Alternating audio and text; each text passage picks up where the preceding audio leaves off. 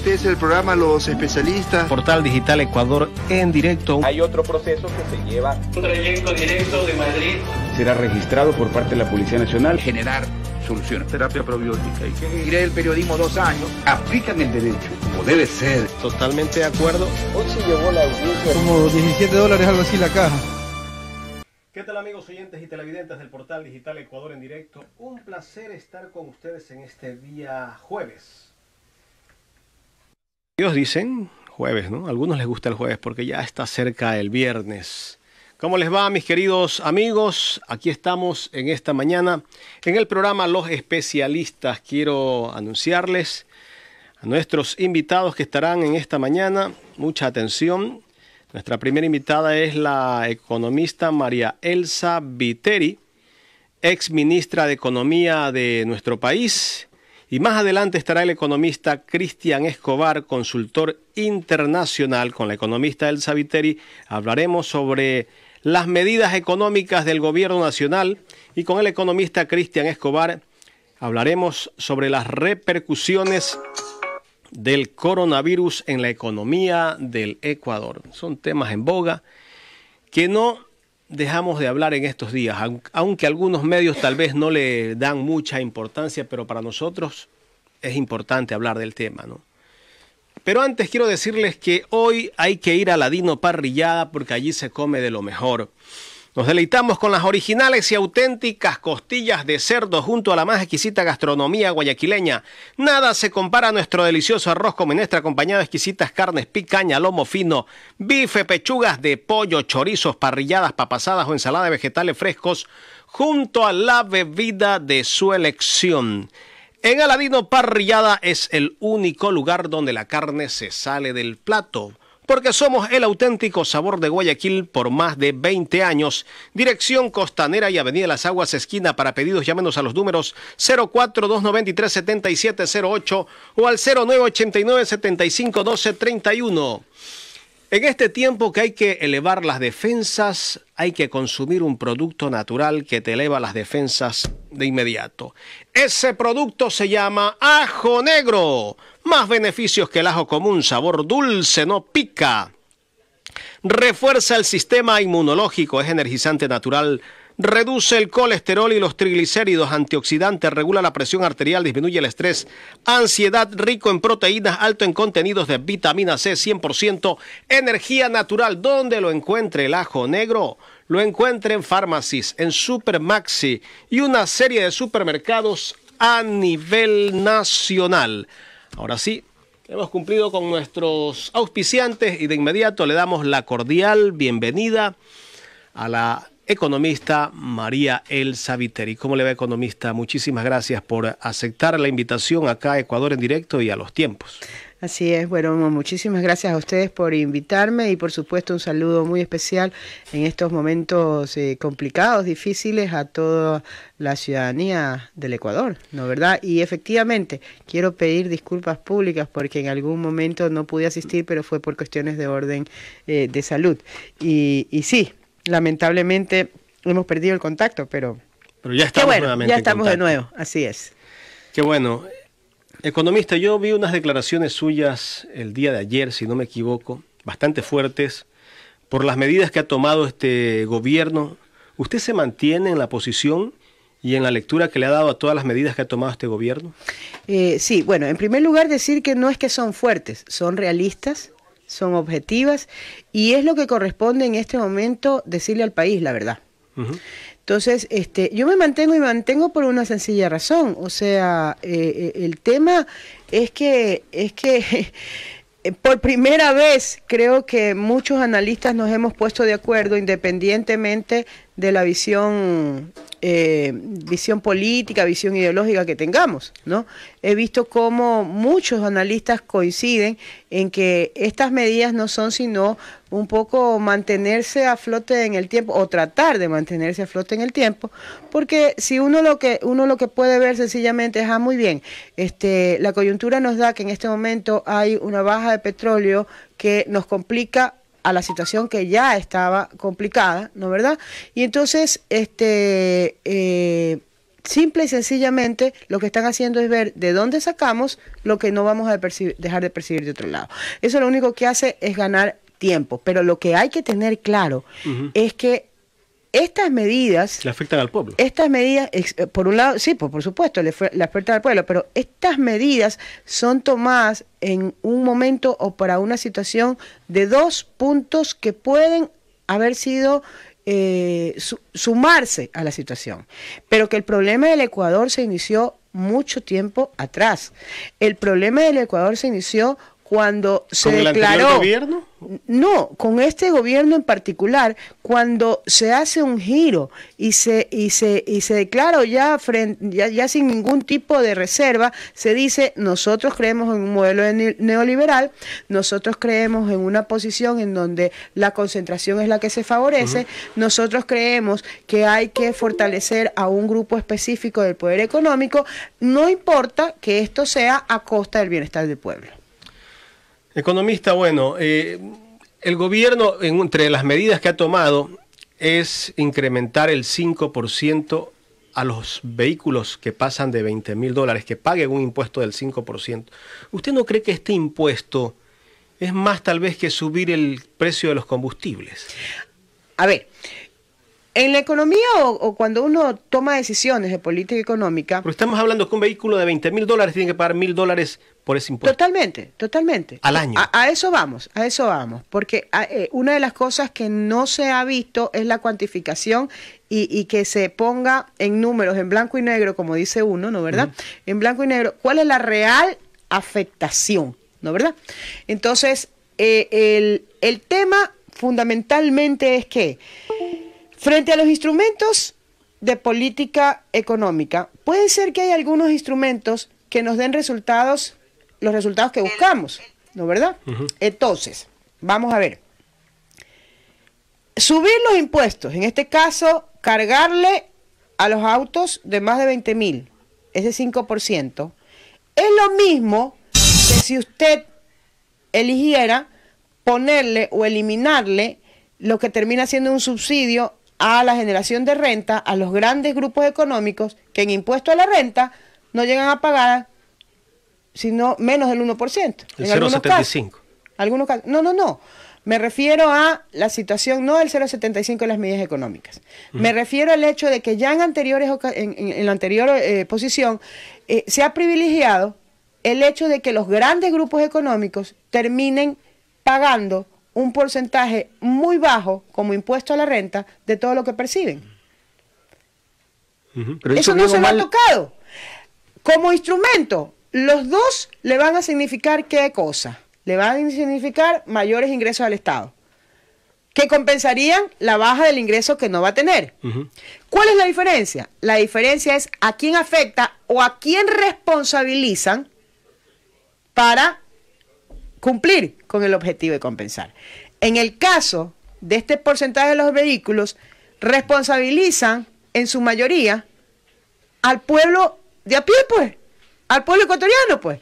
En el otro caso responsabilizan, ya vamos por ese lado, en el otro caso responsabilizan a los grandes grupos económicos, que déjeme decirle, han sido los que han obtenido los mayores beneficios en todas las políticas aplicadas en los últimos 2 años. ¿Por qué no se toca la banca, ¿sí? economista? La banca entra dentro ¿Por qué no se toca la banca? Exactamente, entra dentro de esos grandes, exactamente, entra dentro de esos grandes grupos económicos. ¿Cómo es posible que si tiene una banca que en medio de que todo el mundo no crece, en medio de que todo el mundo no tiene ganancias ni beneficios, ellos tuvieron 600 millones, récord de ganancia, en época de crisis? En época de crisis, y resulta que no se mira para ese lado. Entonces, eso es lo que hay que evaluar. Hay que evaluar cuál es la visión de a quién cargarle el problema.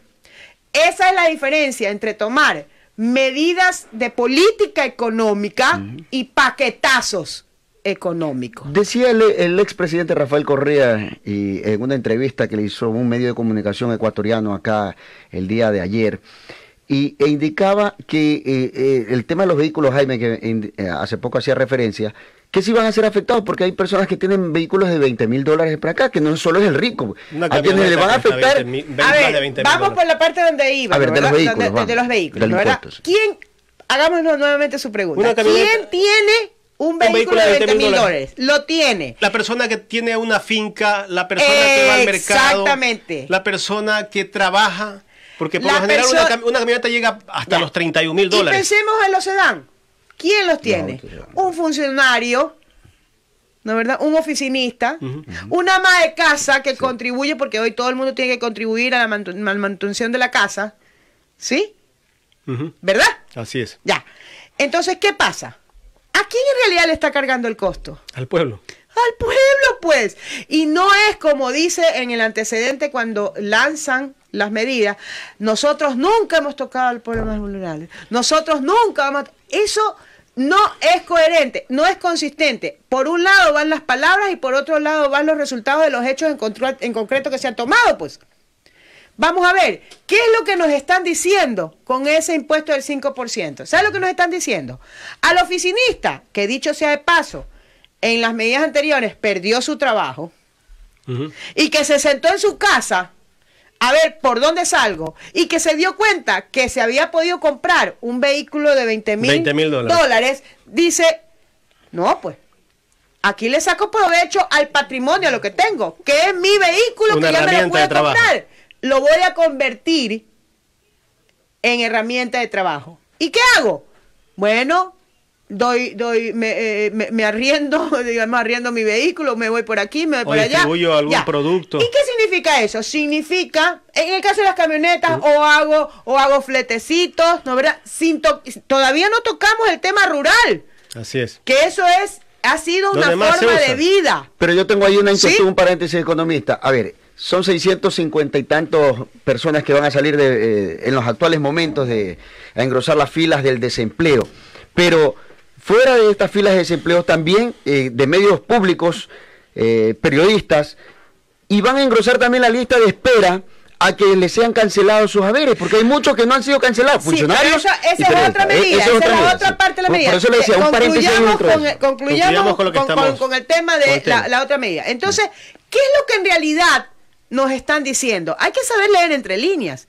No es no te voy a afectar, al contrario. No, ya está la realidad es te voy a afectar y tú eres el responsable directamente de ayudarme a salir de ¿Por qué? Porque lo que te están diciendo es, a ver, esas personas que se sentaron y dijeron, bueno, ¿cuánto logran hacer? A lo mejor $600, $400, $500.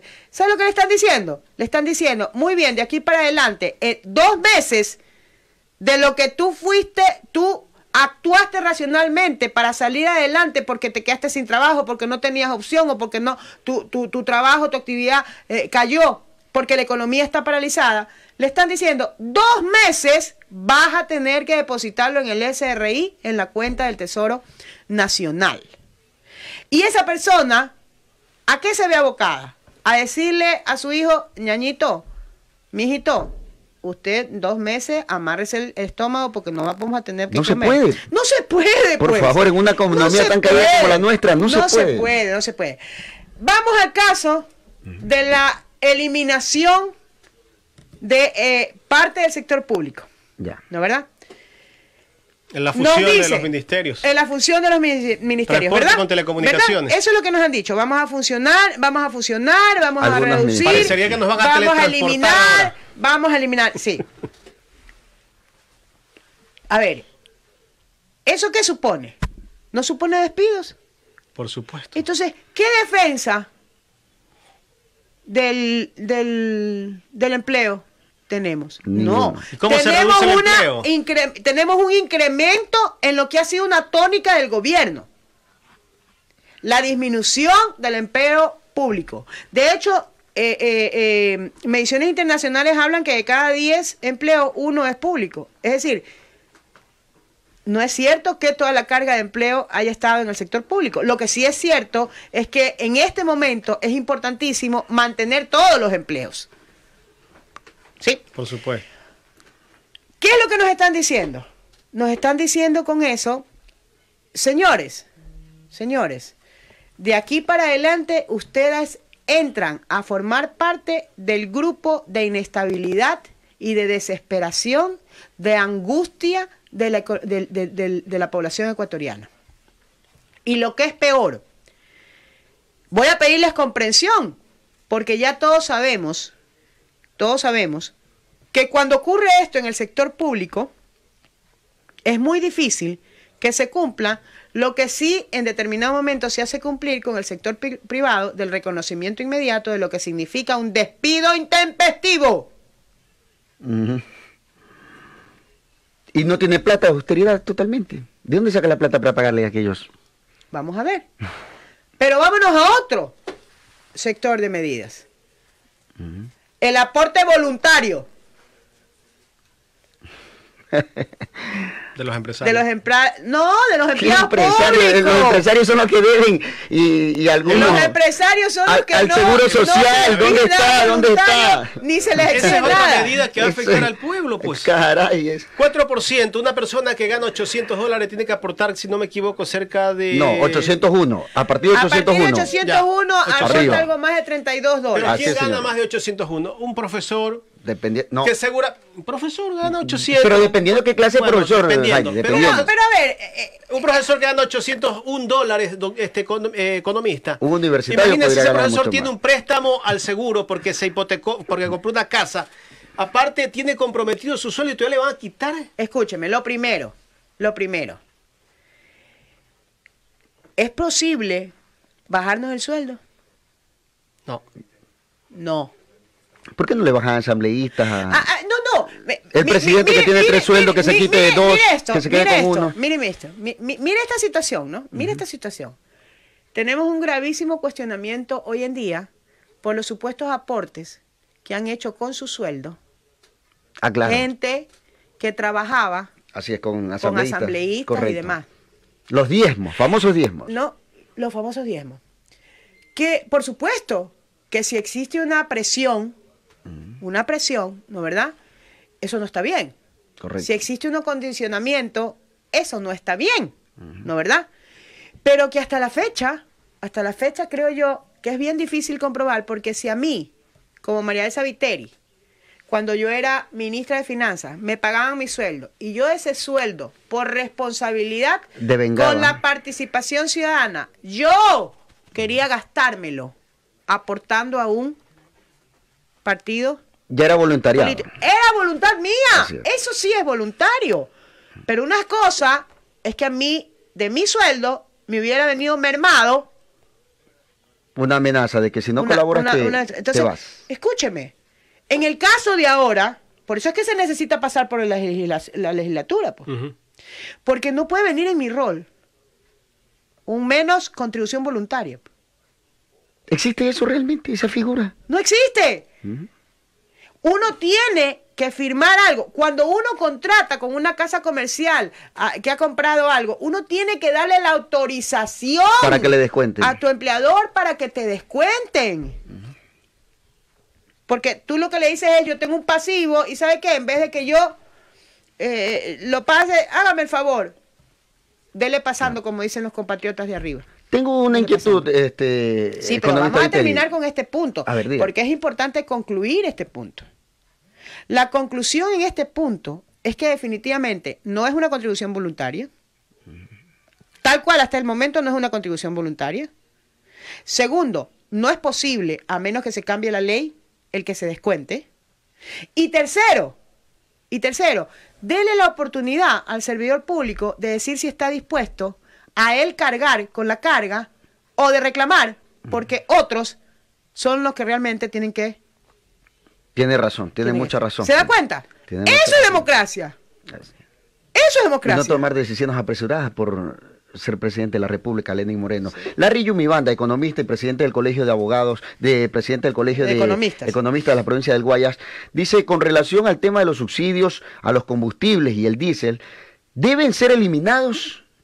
Si tenían que haber sido eliminados en el periodo 2010-2014, pero lamentablemente por cobardía Mashi Rafael Correa no lo hizo, ¿ahora es recomendable o no recomendable, economista Viteri? A ver, en primer lugar, yo le preguntaría dónde estaba establecido que debían eliminarse los subsidios entre el 2010 y el 2014. Eso no está establecido en O sea, ninguna parte. eso es una apreciación muy particular suya, dijo Tres Patines, del economista. Como quien dice, se le chispoteó. No. Eso es una apreciación muy personal del economista, pero en ningún lado decía que había que hacerlo. Y más aún, es una falta de análisis del economista, con todo el respeto del mundo. ¿Por qué? Porque él como economista sabe que eso depende de la visión del manejo económico que se tenga. Y la eliminación del subsidio correspondía a la aplicación de una política neoliberal. Y estamos clarísimos que el gobierno de Rafael Correa nunca fue neoliberal,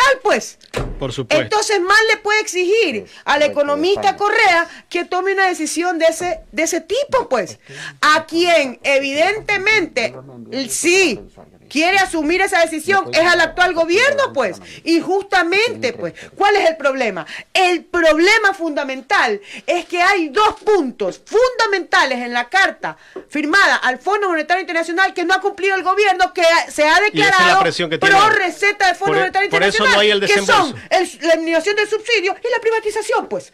Entonces, y ya vamos camino por esa vía. Entonces, respeto mucho la opinión de Larry, ¿no verdad? De Larry, a quien conozco y no somos fraternos amigos ni demás, pero lo conozco, he estado en varias ocasiones compartiendo algún tipo de actividad, ¿no verdad? Pero él dice que no es recomendable porque vamos a empobrecernos más de lo que ya estamos. Sí, pues, pero es que está haciendo un antecedente como que debió haberse hecho antes y es una deuda del gobierno anterior, pues. Claro. Esa es la intención que tiene. Lo que pasa es que todo se justifica, economista, pues. Todo se justifica. El gobierno actual justifica todo lo que está haciendo porque el anterior le dejó. Bueno, pero eso yo creo que ya ese es el discurso que nos siguen vendiendo. Pero yo creo que eso ya pasamos. Y cada que habla el presidente de la República tiene que mencionarlo a Rafael Correa, que piensa que lo desaparecen de la palestra política. Y yo creo que es al contrario, lo mantienen vivo. Economista. Pero antes de entrar, espérese, antes de entrar en un análisis de orden político, digamos, y de las estrategias de quién y todo. No, a ver, el tema aquí, en ese sentido, es que yo creo que para que uno de los elementos más importantes que tiene que tener cuando uno toma decisiones de política económica es el respaldo popular. Por supuesto. La credibilidad. ¿Cuánto es la credibilidad? ¿Por qué? Porque usted puede matarse diciendo una cosa, pero si el pueblo no sigue y no se comporta en la línea que se necesita, entonces no va a lograr los resultados. Ahora bien, yo creo que ya estamos clarísimos cuál es el respaldo de las decisiones y la credibilidad que tiene el gobierno. Entonces, vamos a ver, hace mucho tiempo que ya el público en general, a través de las redes, que es su medio, el medio en que ustedes se manejan digital. Y lo saben, ¿no verdad? Medio digital, saben que ya la gente pasó al plano de riámonos un poco, ¿no? Y entonces cosas como el diluvio universal, culpa de Correa. O sea, ya la gente... Falta que culpen del coronavirus también a Correa. Pero ya salieron en los memes. O sea, ya la gente, el pueblo ecuatoriano, ya lo toma en ese sentido. Ya no cree. Ya no le da ni siquiera el beneficio de la duda. Ya lo toma como una chacotada, broma. Entonces, el que hoy se intente seguir repitiendo que es culpa de Correa, ya la gente no lo cree. Y no lo cree por cosas como esta, pues. Acuérdense que dijeron que estábamos sobreendeudados. Y después ellos mismos, frente al Fondo Monetario Internacional, ¿qué dijeron? No estamos endeudados. Y sacar esa liquidez de ciertas entidades públicas para después, eso que trae como colación estrategias de venta, la privatización, a precio de gallina con peste, la venta de estas. Más que sacar los fondos, porque en última instancia, evidentemente, claro, hay un manejo y una ley, ¿no verdad?, que se maneja en el sector público, y de hecho, en concreto, una de las cosas que yo creo que sí debe comprometerse a la empresa pública es que se entienda que tiene que haber una planificación y una programación para que los resultados de las empresas públicas y sobre todo de aquellas que son rentables, progresivamente en el año vayan pero esa planificación no la tiene el mismo Moreno, pues debería haberla planteado él. Entonces, el hecho es que, solamente termino, en el campo legal, usted puede aportarle a la empresa pública o puede recibir de la empresa pública. El problema es que como no existe una planificación y una visión, ¿no? Como si lo hicimos en el caso petrolero, una vez descontado inclusive la inversión para el desarrollo del proceso petrolero. Es decir, no solamente gasto, no solamente el costo que generaba sino también guardando la inversión que se necesitaba en el sector. Nos quedan 2.500, nos quedan 3.000. Perfecto. Eso tiene que pasar al presupuesto general del Estado. Así lo hacíamos, así hicimos la transparencia. Descontábamos la importación de ¿cómo es que se llama? De combustibles y demás. Así lo hicimos responsablemente. Bueno, en esa misma lógica debería hacerse la planificación que toda empresa tiene a principios de año. ¿Sí? Los directorios deberían hacerse responsables de planificar de esta manera, de tal forma que los resultados del negocio, una vez se salvaguarden inclusive la inversión de esa empresa, vayan a quien corresponde, pues. Por ejemplo, que es el dueño. ¿Y el dueño quién es? El Estado. ¿Y quién es el Estado? Todos nosotros, pues. Ojo, que las empresas públicas también deberían de entender que su objetivo no es rentabilidad financiera. Entonces, cuando se manejan empresas públicas, tienes dos vías de rentabilidad. La rentabilidad que se produce en ofrecer un servicio a un costo muy bueno, porque ahí la rentabilidad es el beneficio al consumidor, pero al mismo tiempo la generación de remanentes y excedentes financieros que puedan contribuir al presupuesto del Estado, porque en el presupuesto del Estado es que tú planificas la acción y la ejecución de la política social, que es básicamente la que necesita de aportes productivos del Estado, es decir, sus empresas públicas, su tema petrolero, recursos humanos, además de la recaudación impositiva. Entonces, esto es lo que no tiene. Pero yo parto de un principio. ¿Sabes cuál es el problema? El problema es que, ¿cómo le entregas la administración del sector público a una persona que no cree en el sector público? Que no entiende lo que es el sector público. Quiere vender que no sabe, que, escúchame, su cabeza, en su cabeza no está la existencia del sector público como parte del Estado. Porque en su cabeza no está el reconocimiento de que la democracia no solamente es un grupo pequeñito, sino que somos todos. Economista, pero ¿por qué ¿Te das cuenta? Y lo que es peor, a los pocos meses nombras a un vicepresidente de la República exactamente con la misma línea. Entonces, ¿cómo pretendes? Ya están mandados en una sola vía. ¿Cómo pretendes que tengan un accionar lógico, coherente, a nivel de la responsabilidad de intervención del sector público para la dinamización de la economía, si no creen, si no en su mente no está? Todavía estamos a tiempo de hacer todo eso, porque el impacto económico se va a sentir en el país a raíz de la caída del petróleo en los próximos meses. No es inmediato. El impacto económico lo venimos sintiendo desde hace mucho. Lo que pasa es que se han retardado las acciones definitivas, las estocadas finales. ¿Por qué?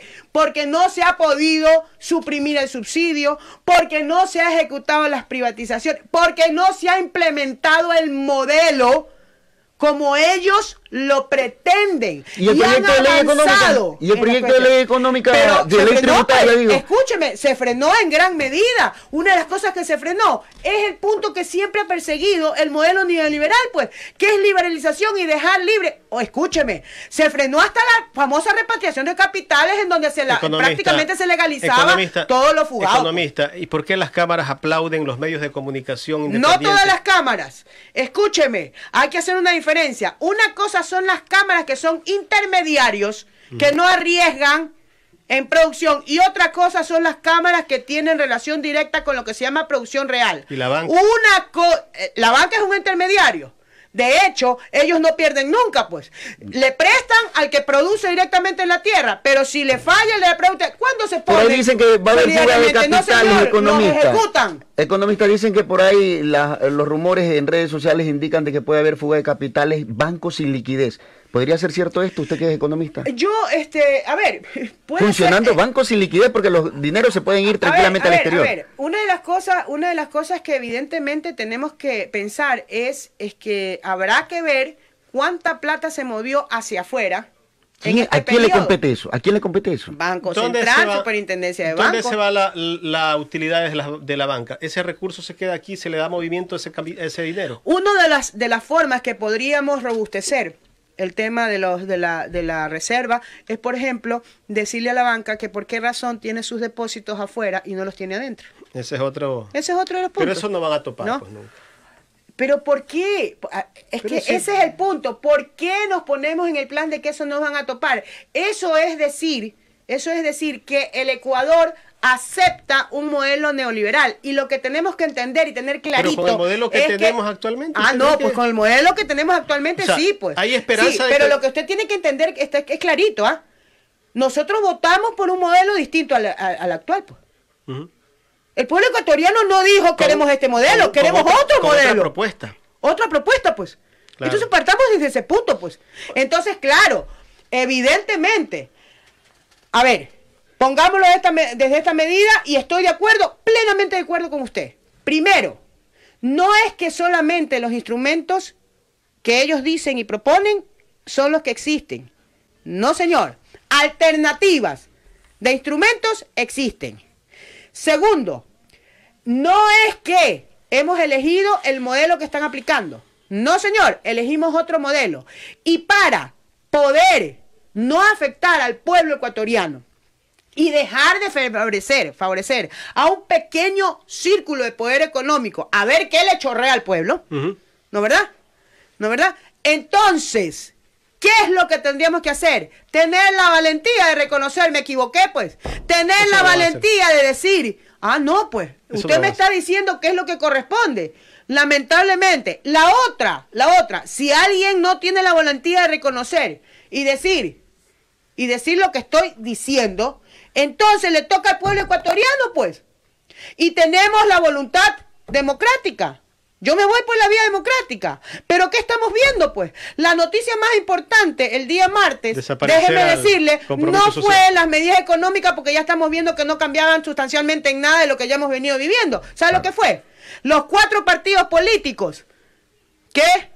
afectados por el Consejo Electoral. Afectados no por el control electoral, por el Contralor. Esa es la política metida ahí. Es decir, por alguien que dice que no deben estar. Se arroga función. Escúcheme.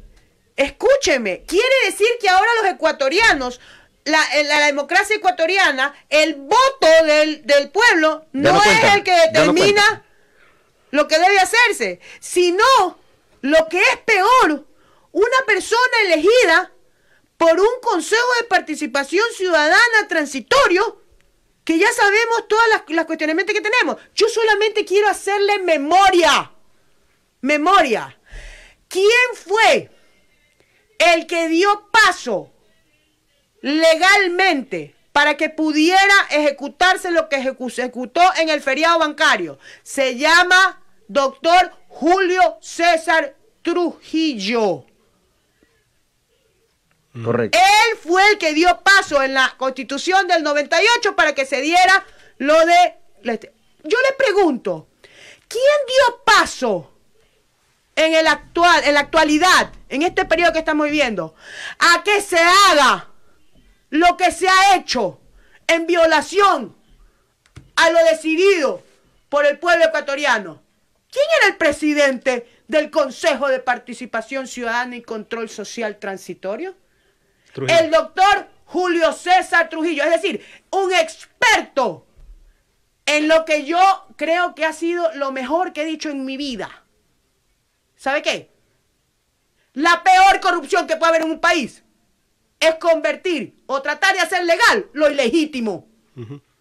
Economista, tengo una pregunta de Loli Páramo, que no puede estar acá en estudio. está un poco delicada de salud, pero en todo caso me ha enviado unas preguntas, pero por lo menos una le voy a leer. Dice, ¿cuán congruente es la anunciada fusión del Ministerio de Telecomunicaciones con el Ministerio de Transporte? Es que ya a estas alturas, y ahí se me voy del lado suyo, a estas alturas, ¿qué congruencia le podemos pedir a los que están tomando la decisión? O sea, ¿qué me pide a mí congruencia si esto tiene que ver, esto lo único que tiene que ver es con los deseos de un grupo de personas? No le estoy diciendo, le estoy diciendo que el propio Julio César Trujillo hizo lo que quiso con el Consejo de Participación Ciudadana y nos desinstitucionalizó y le quitó el poder al pueblo ecuatoriano democráticamente. Economista, antes de finalizar, por favor, y en honor al tiempo, Sí, solamente el día de ayer se reunió la Corpey, ¿no?, con 22 representantes de distintas cámaras, menos turismo, menos minería, menos petróleo, pero ellos no cuentan con esos representantes, pero ellos lo que indican que la empresa privada se ve un poco mermada por esta situación a nivel mundial de la pandemia COVID-19 o coronavirus. Pero en todo caso, ellos quieren estar con el gobierno, aliarse y buscar estrategias, ayudarse mutuamente. ¿Qué opinión le merece esto de parte de la empresa privada? Porque las exportaciones han bajado y están cayendo. Yo se lo voy a poner de esta manera. Primero que nada, habría que hacer un serio cuestionamiento y creo que su próximo invitado lo va a tratar, ¿no? Yo no desconozco el hecho del coronavirus y el impacto en la economía mundial, pero ya tenemos serios signos. El hecho de que Xi Jinping se haya paseado por el núcleo del origen de todo, diciendo aquí no pasa nada, es un claro signo de decir, ¿sabe qué? Ya China va para adelante. Se acabó, ¿no, verdad? Eso por un lado, ¿no? Pero por otro lado, yo quiero hacer una reflexión. Por supuesto que todas estas cámaras ligadas a la producción y todo, en este momento me imagino que tienen que estar muy nerviosos. Y muy nerviosos, ¿por qué? Porque creo que no se necesita ser experto para darse cuenta de que en la dinámica que ha tenido el poder concentrador del neoliberalismo, lo que ha hecho es ir identificando los sectores más vulnerables para chupar todo, concentrar un grupo específico, ¿no? Y entonces primero fueron los obreros, después fue la clase media trabajadora, y entonces ahora ¿quién resta? Resta la clase alta. Entonces, ¿qué pasa? Vamos, creo que a ver una situación muy particular, y es que los otroras aliados hoy van a tener que cuestionarse. ¿Por qué? Porque aquí lo que se tienen que preguntar, y por eso creo que deben estar muy nerviosos, es la gente que arriesga verdaderamente cuando produce, que es la gente que tiene contacto con la producción real, ¿no, verdad? No, ¿acaso a lo mejor no se les habrá ocurrido ahora los siguientes somos nosotros? Economista, ¿Se da cuenta? ¿En beneficio de quién? Solamente déjeme terminar con este. En beneficio de aquellos que son simplemente intermediarios, sea de orden financiero como de bienes. Por eso es que los importadores que no producen, sino que lo único que hacen es comprar y vender, tienen la misma postura que la banca, que lo único que hacen es tomar la plata ajena para colocarla al otro. Pero que convirtieron eso en el negocio central, y ese no es el negocio central. Entonces, entiendo perfectamente su pregunta y me imagino lo nervioso que tienen que estar los representantes de las cámaras, pese a que se consideraban aliados, porque hoy se dan cuenta que ya no hay más de dónde sacarle a los obreros, que ya no hay más de dónde sacarle a la clase media y a los profesionales. Y entonces, ¿quién es vulnerable en el sector de arriba, en el sector del poder económico? ¿Los intermediarios o los que sí arriesgan en la producción real? ¿Ah? Ahí se la dejo. Muchísimas gracias por haber gracias a ustedes, aceptado la entrevista acá a los especialistas de Ecuador en Directo. Vamos al corte. Luego del corte tendremos a nuestro segundo invitado. ¿De quién se trata, don Víctor? Ahí lo cogía don Víctor, el especialista. Vamos al corte, ya regresamos.